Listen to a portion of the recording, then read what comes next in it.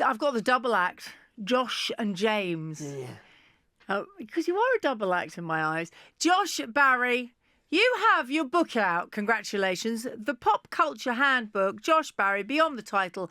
I'm going to just do this because people were here. When I say this book is heavy, just check this out. That is a heavy tome, Josh. This is incredible. How many? Actually, I haven't even looked it up. James, how many pages are there? 400 and something. Josh. That's how much he goes on, he said. I got that. So you're a free. In the book, you say that you're a freelance writer for screen, stage, page. I know that you live on the Isle of Wight. We'll talk about the Isle of Wight as well when we get to it. But you and I have known each other a very long time, Josh, haven't we? Yeah. I remember you were one of the first guests on the podcast. You were one of the first guests on the podcast, Josh remembers. Well, I'm really honoured to have been a guest on your podcast. Also, very honoured to have been given you a quote for the book. But also what I think is so great, Josh, is that, and we're gonna talk about it, that you haven't let anything get in the way of doing what you want to do.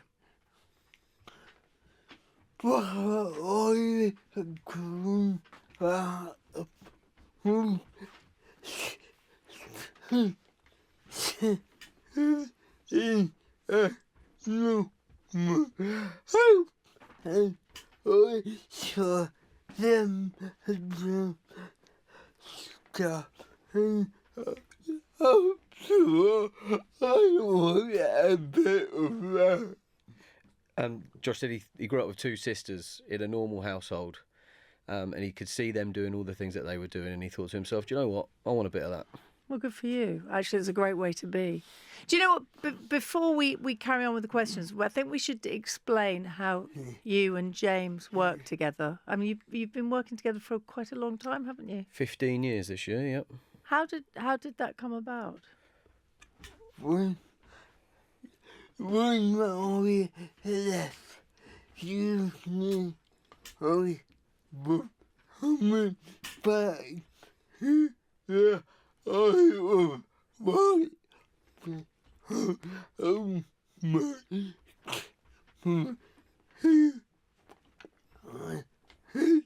I before the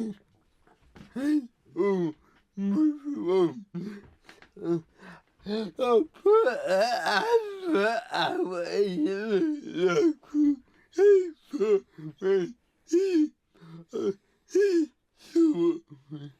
You did it through an advert in the local paper? Yeah.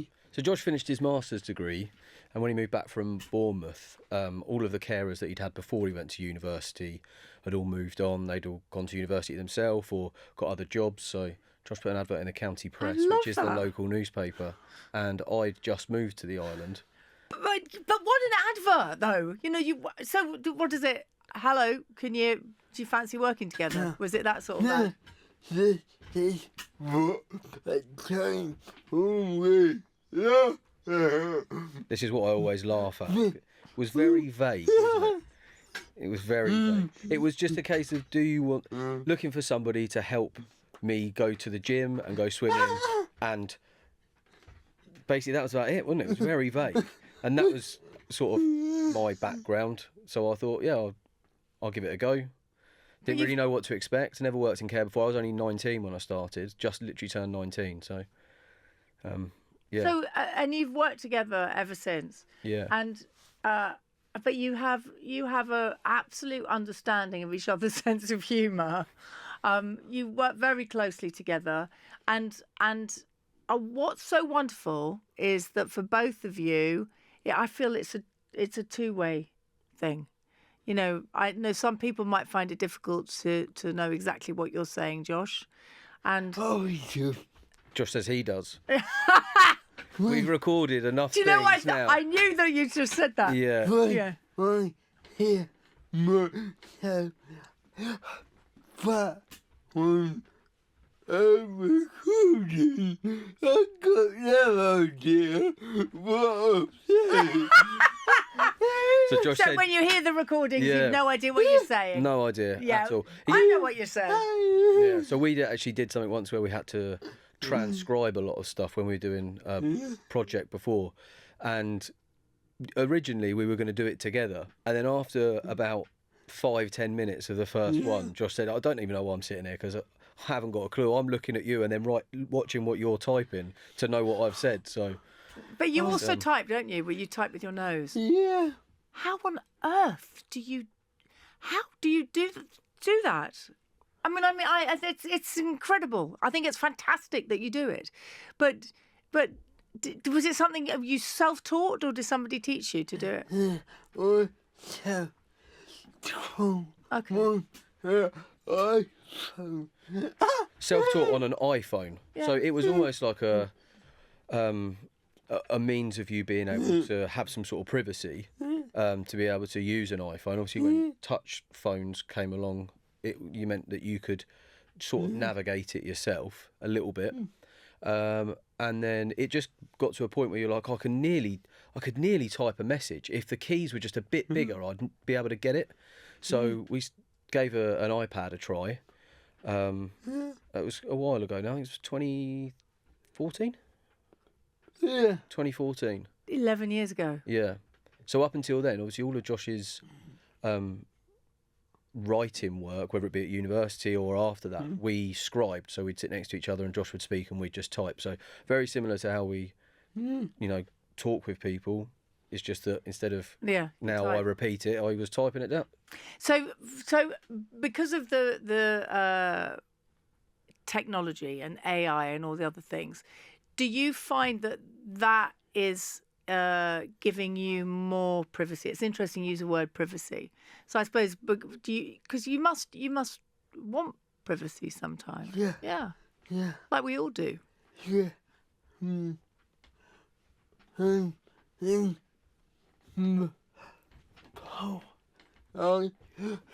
couldn't make her time on my own. I got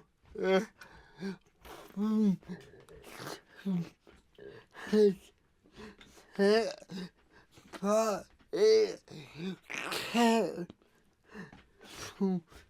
out my ear and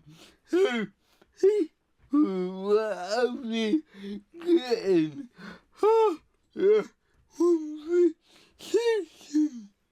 Josh said he's able to make a phone call by himself now, which before he had to do with something like a Bluetooth headset, but where he was moving quite a lot, the headset would fall off and then he would still need somebody to come back in and put the headset back on.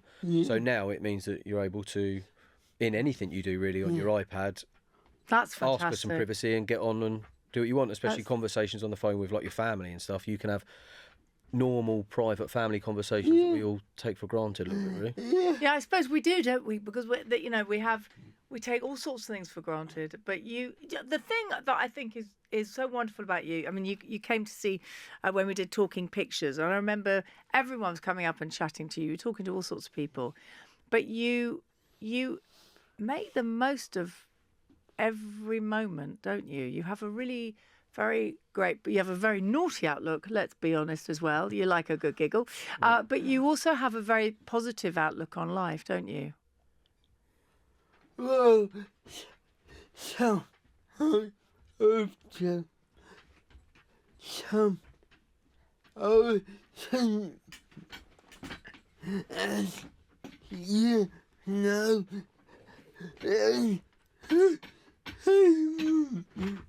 in a public creating a moth and on his way on me.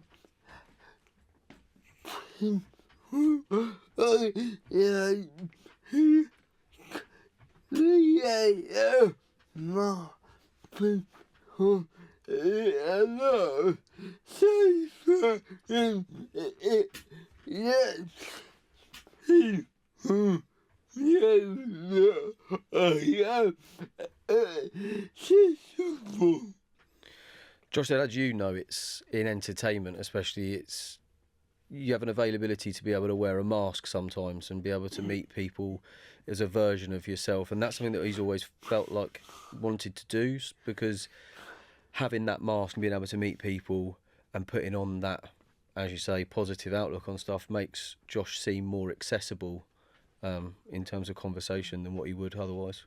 How was it? So the word accessible, that's a very interesting word, if we can talk about that, because how was it growing up? How were people's reactions to you? You know, and accessibility, which I hope has got better. I know it hasn't through some of my friends who've got accessibility issues. But how has it changed over the years for you? Oh, I think growing up with able bodied twin was hard because I saw her yeah, but I wasn't able to do. Growing up with an able-bodied twin was hard because I spent a lot of time watching her do things that just wasn't able to do. And where we had some friends who were all able-bodied, I found it hard watching my friends again. That is the but I think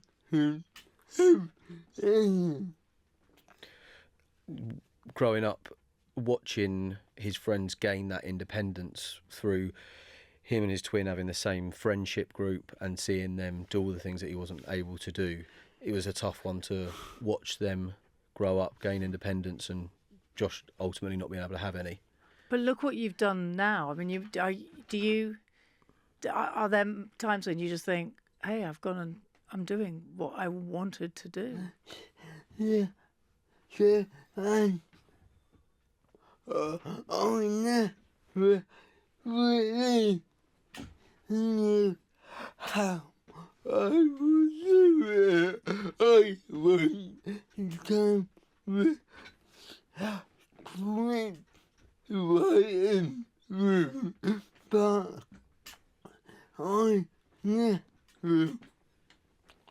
had that much complex. I left the entertainment side for what I was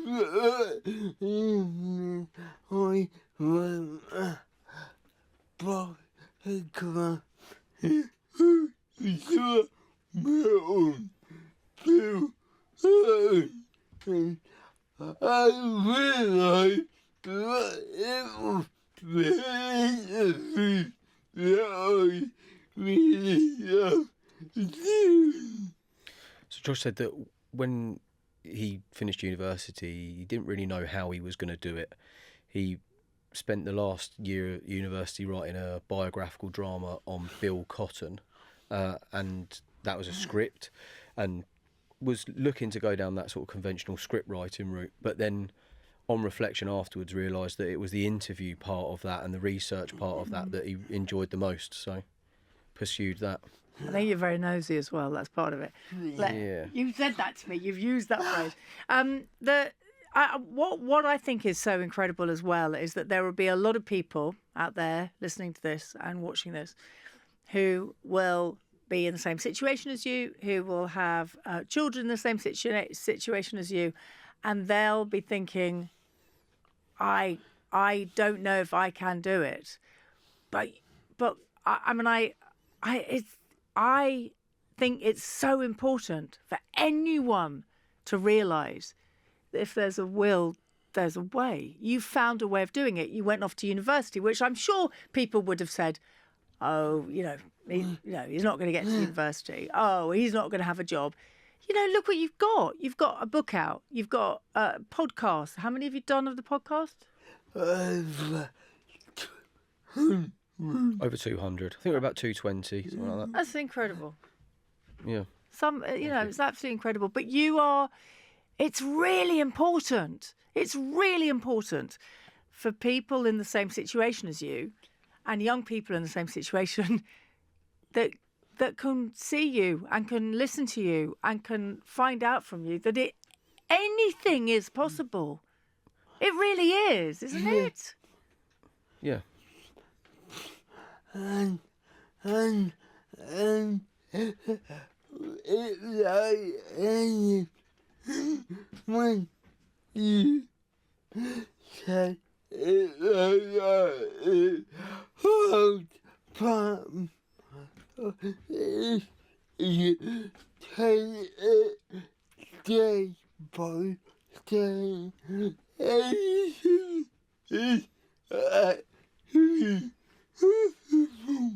Josh said it sounds a lot when you say it like that, but when you break it down into day by day, like everybody else has to live, it's manageable absolutely. and anything's But possible. but what I mean is that you will give people hope, and I think that there are a lot of people out there who don't know how to talk to people who have accessibility issues.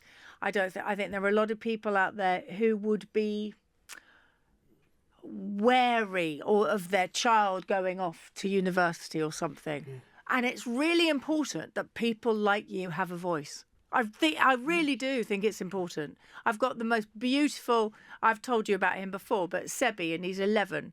And it's just important to his mum that you are there. It is really important. Yeah. So just accept that. Accept it. Whatever you say, you're just going to have to accept it. I'm paying you a compliment, and I know you don't like a compliment. Thank you. Yeah, but I don't see it like that. I know you don't see it like that, but it is. But also, I think in the same way that all disability across the board and accessibility needs to be seen more. Because on television, when Chris McCausland did Strictly, it was really important that we saw that. It was, we were part of. He's been on this podcast, and what a lovely guy. That we saw Rose as a, deaf girl. She's an actress. She's a very successful actress, very good actress as well, brilliant actress. But she. So many people, but it's more and more and more. The more that it becomes a part of everyday existence, and we meet people like you, it's important. When we had Rosie Trump on the post, she wouldn't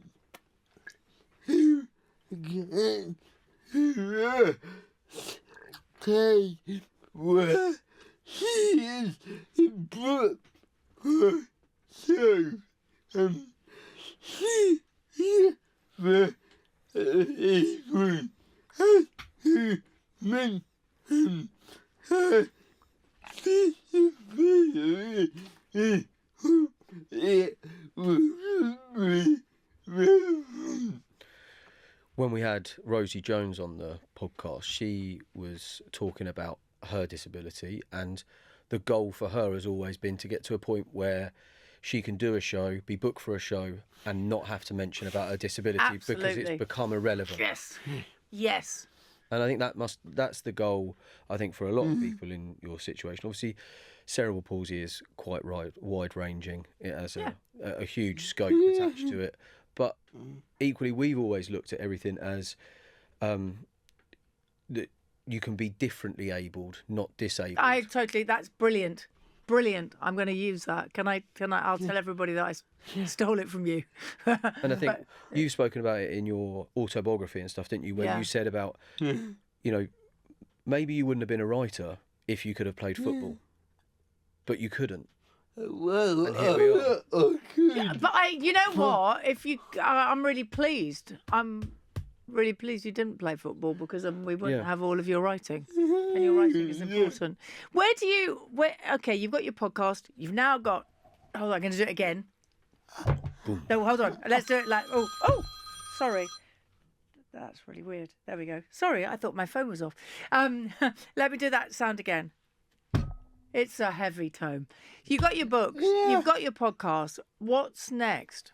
What do you want to do? Is it you still want to be a screenwriter? You want to do all of those things? Kevin, You're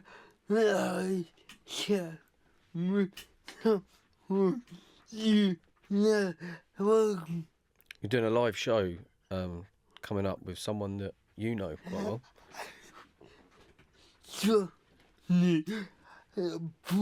Johnny Ball. Oh, yes, you are, aren't you? Yeah. Yes, Zoe's dad. Yeah. Zoe's dad, but also Johnny did the Terry and Gabby show, which you came to. The Terry and Gabby show, didn't you? Come to the Terry and Gabby show. No. But you came to the Big Breakfast as well, and you saw Danny Minogue. Yeah. Yes. Yeah. Oh my goodness gracious me! So you're doing the live show with Johnny. So how's that going to work? What are you going to be doing? Is he going to be doing numbers? He does a lot of numbers.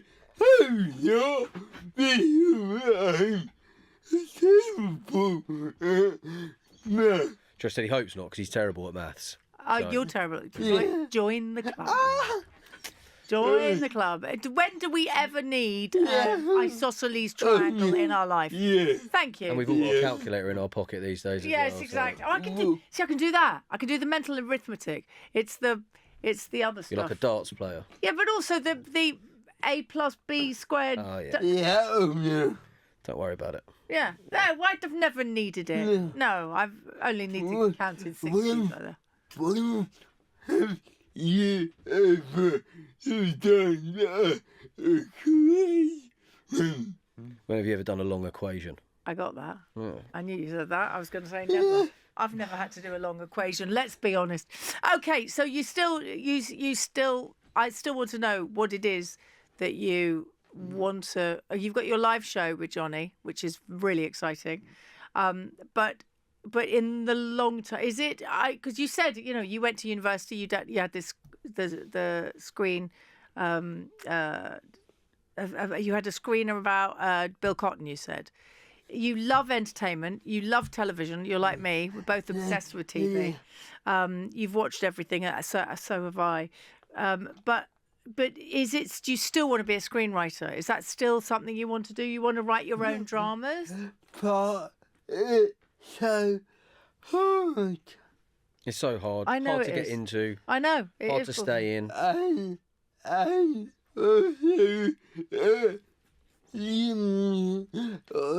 I realised that I'm in a minority for what I like. Josh realised at university as well he was in a minority of what he enjoys to write. I like the domestic stuff. Josh likes the domestic stuff. I always say that usually I will put it to but a lot of women haven't seen that. Josh always used to say when he was at university he was an Alan Bennett surrounded by a load of Quentin Tarantinos.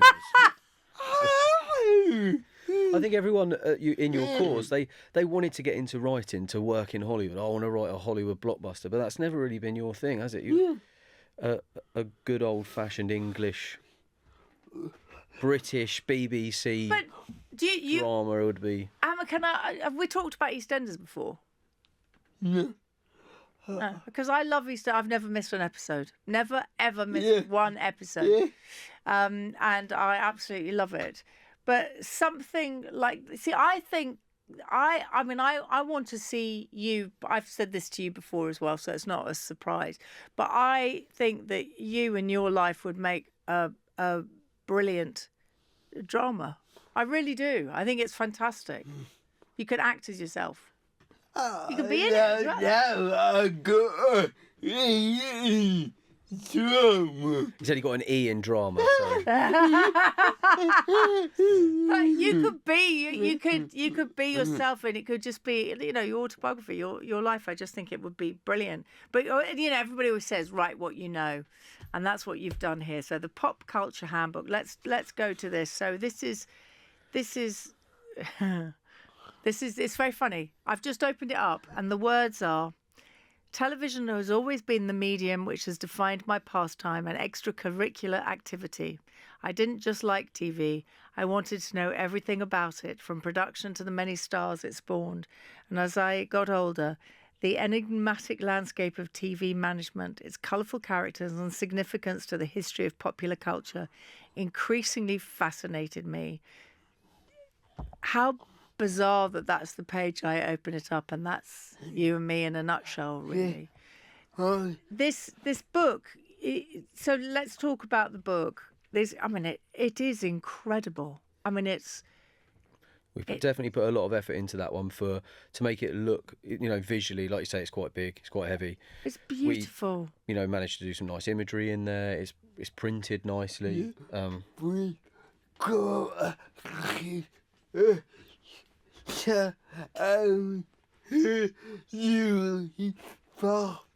Got to give a shout out to Louis Bath, because he managed to supply us with some of his own photographs from the BBC. So a lot of stuff that you can't get anymore is in here from the old TV centre. And so it's really bizarre. So I've opened it twice, right? I've opened this book twice, random opening it up. The first one was how you and I feel about television. The next one is Chris Evans, me and Terry Wogan, and it's written in here with a quote from Emma Kennedy, who was also on that show, who's been on your podcast and is a huge fan of yours. And it's entirely based upon utter misplaced optimism. This is just wonderful. Comedy is your other thing, though, isn't it? You love comedy. We just say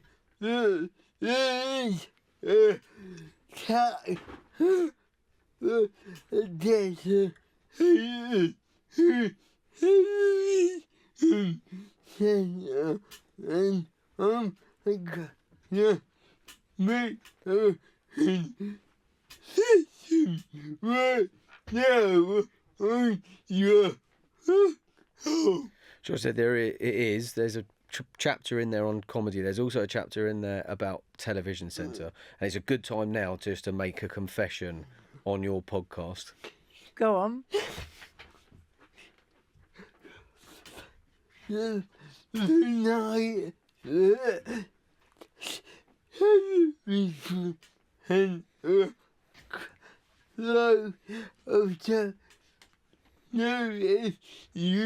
remember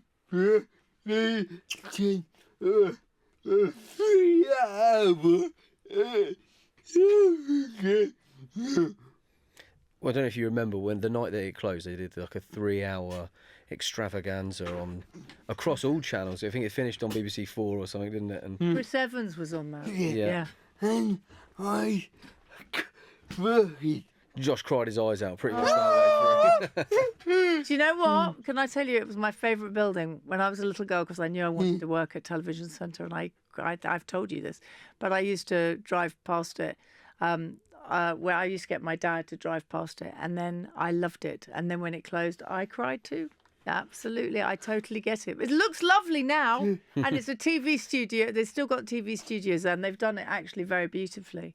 But TV, you love TV. I think if we went on a sort of head-to-head of who loves TV more, and I can't believe I'm going to say this, but I think you love it even more than me, and I'm the person who loves it the most.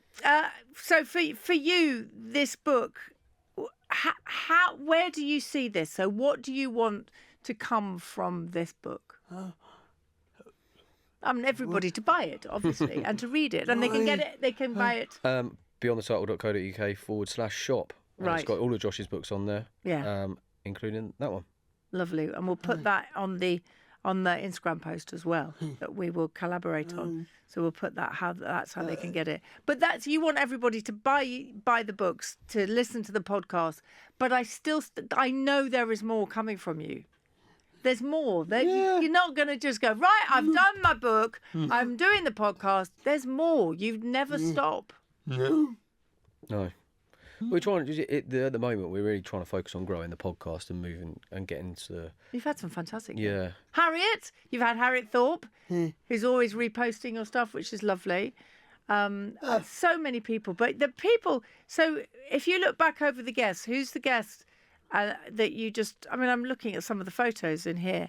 Go on, show off a couple of the people that you've had on. We did the effort